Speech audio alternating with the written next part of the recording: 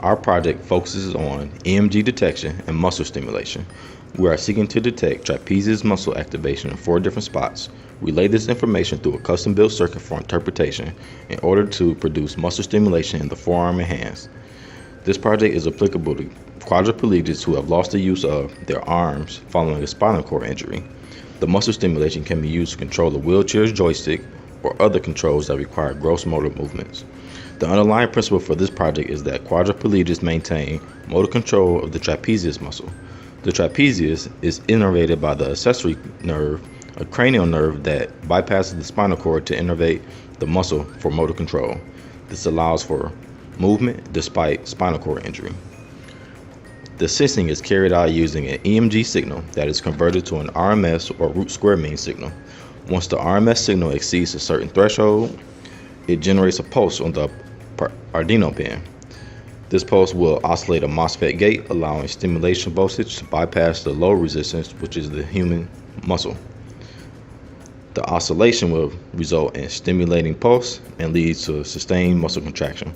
The EMG is powered by a 5-volt supply, and the stimulator is powered by a 30-volt supply. There is an upper, middle, and lower section for the trap muscles on the right and left, for a total of 6 muscle groups that quadriplegics have control of. We use the upper and lower portion of the trap muscles. They were far enough apart that the EMG signal could be measured without leakage or noise from the other sections of the traps. We took those 4 different signals and calculated the RMS value of the EMG, which easily allows us to compare to a program threshold value. If the RMS EMG signal goes above that threshold, a pulsating signal between 15 and 40 Hz is sent to the muscle into the forearm to stimulate movement. The user can customize the settings to be able to control which muscle is stimulated in the forearm in relation to which trap muscle is contracted. When doing initial testing, we found that the flexor digitorum muscle produces palmar flexion or contracts the hand towards the body. The extensor digitorum produces dorsiflexion or contracts the hand away from the body.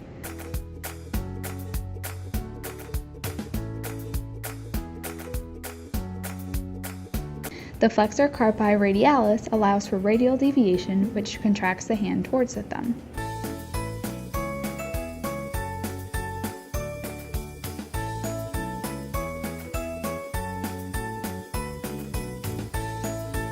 The flexor carpi ulnaris muscle allows for ulnar deviation, which contracts the hand away from the thumb. After initial testing was done, our own circuit was created for stimulating the muscle. First, a voltage source of 30 volts was connected through a MOSFET. Then batteries were tested in order to make sure the product was more portable. Then finally, the stimulation was tested between different skin resistances. The outcome was successful as both muscles were stimulated with the same voltage source. One of the first obstacles we faced was getting both polarities of the EMG signal amplified with a single power source. To do this, we implemented a voltage divider and used the 2.5 volts as a virtual ground for the circuit. This allowed the true ground to appear as a negative 2.5 volts to the op amps and allowed the op amps to amplify both the positive and negative components of the EMG signals. With doing this, we found that there was some noise introduced because the reference ground of the Arduino was different than the virtual ground, which was at 2.5 volts. To allow the noise to pass through to the reference ground, we added in a capacitor that kept the voltages apart but let the AC noise pass through. The next challenge we faced was a DC offset from the EMG signal, which led to often saturation of the op amps in the second stage gain. To get rid of the DC offset, we implemented a simple high-pass filter before the second stage amplifier. One of the other challenges we faced was that the electrode pads produced a high resistance, which caused the voltage stimulation to be ineffective. To get around this, we used a conducting gel that we placed on the skin before placing the pads, which allowed the conduction to flow smoothly and produce efficient contractions of the muscles. Finally, while testing the circuit on multiple people, we found that the EMG signals varied in amplitude, and this caused a problem with the threshold value that was programmed into the Arduino and comparing it to the different RMS values. To get the EMG signal into the appropriate range, we replace one of the resistors with a potentiometer, allowing us to have a variable gain. Arduino is the control unit of our system, which reads the 4 EMG signals from trapezius muscle. Then it calculates the RMS value and compare it with the threshold value. Both the Arduino and EMG circuits are powered with 5V DC supply, and the stimulation circuits are powered with the 30V power supply. The Arduino controls the gate voltage of each muscle group, which then controls the stimulation of each muscle. This is the schematic of our system. It consists of instrumentation amplifier, which reduces the common mode noise, the amplification stage, the dual power supply design, and the stimulator circuit. This slide shows the initial design of our EMG circuit on the breadboard and the final PCB for the which consists of all the EMG sensors. Few limitations that we faced in our project.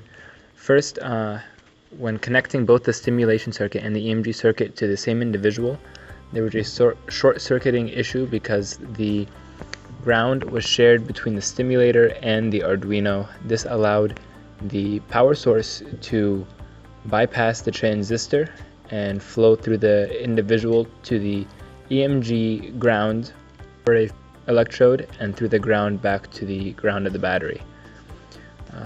There still needs to be an isolation of the grounds for these two circuits for the EMG circuit and the stimulation circuit to be used on the same individual. There's also a training period that will be required for the user to learn how to individually contract each muscle to better control his or her hand.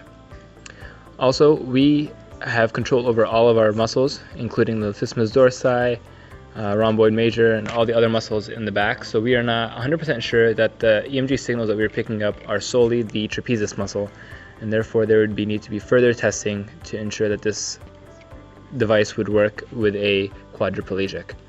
Finally, the last issue that needs to be looked into is battery longevity.